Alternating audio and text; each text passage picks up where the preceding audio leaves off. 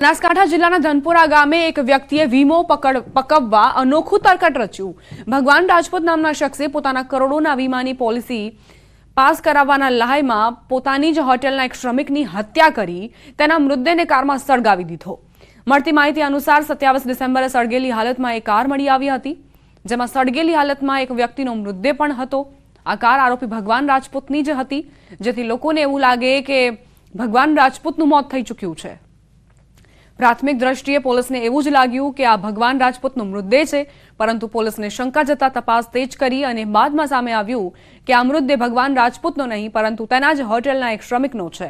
5 લોકો સાથે મળી ભગવાન રાજપૂતે આખી ઘટનાને અંજામ આપ્યો।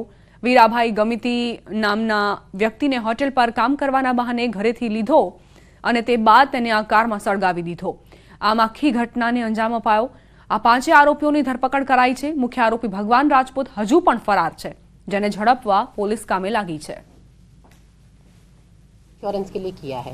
इसकी जो गाड़ी है और खुद का टर्म इंश्योरेंस टोटल मिला के अराउंड 1 करोड़ है, और इसने इसकी एक होटल है केदारनाथ करके, वो और इसने जो गाड़ी भी ली थी उसका टोटल खर्चा इसको अराउंड 1 करोड़ का लोन था। इसके ऊपर जो बैंक स्टेटमेंट वगैरह हमने लिए हैं उससे ये पता लगता है कि लोन नहीं चुका पा रहा था या नहीं चुकाना चाहता था, तो इसने सोचा कि ये पूरा षड्यंत्र अगर मैं करूंगा तो मुझे 1 करोड़ के अराउंड जो है इंश्योरेंस मनी मिल जाएगा, तो यही इसका मेन मोटिव था।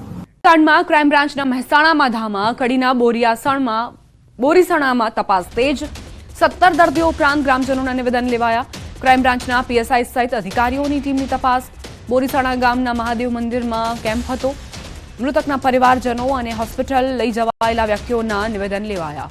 કેમ્પના સાક્ષી બનેલા ગ્રામજનોના પણ નિવેદન લેવામાં આવ્યા। 5માં ભણતી બાળકી સાથે ગેંગરેપ। ભાવનગરમાં 12 વર્ષની બાળકી સાથે સામૂહિક દુષ્કર્મની ઘટનાને અંજામ અપાયો। પાલીતાણા પોલીસમાં 2 દિવસ પહેલા ફરિયાદ દાખલ થઈ। રેલવે ફાટક પાસે 3 નરાધમોએ ગેંગરેપ ગુજાર્યો। આરોપ છે કે જયપાલ સિંધી નામનો વ્યક્તિ બાળકીને બાઇક પર બેસાડીને લઈ ગયો હતો, જે બાદ સામૂહિક બળાત્કાર ગુજારવામાં આવ્યો છે। વધુ એક શરમજનક ઘટના બની છે। ભાવનગરમાં ધોરણ 5ની માસૂમ બાળકી જેનું અપહરણ કરવામાં આવ્યું અને ત્યારબાદ 3 નરાધમોએ તેને પીખી છે। 12 વર્ષની બાળકી જેની સાથે સામૂહિક દુષ્કર્મ ગુજારવામાં આવ્યું। પાલીતાણા પોલીસમાં 2 દિવસ પહેલા તેને લઈને ફરિયાદ નોંધવામાં આવી છે। પોલીસ તાત્કાલિક એક્શનમાં આવી છે અને આરોપીઓને દબોચવા માટે કાર્યવાહી શરૂ કરી છે। ખેડાથી સોડપુર પ્રાથમિક શાળામાં આચાર્ય પર હુમલો થયો। શાળાના શિક્ષકોએ જ આચાર્ય પર હુમલો કર્યો હતો। શિક્ષકો અને આચાર્યએ સામસામે ફરિયાદ નોંધાવી છે। બંને પક્ષે ચકલાસી પોલીસ મથકે ફરિયાદ નોંધાવી।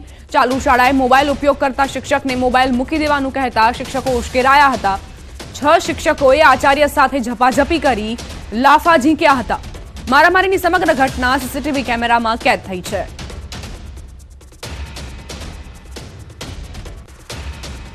સવારે મોબાઈલ મૂકવાની બાબતમાંથી આ થયું। એમાં શાળાના બાકીના જે શિક્ષકો છે એ યુનિટી બનાવી અને મને મારામારી કરવા માટે આવ્યા અને મને માર માર્યો।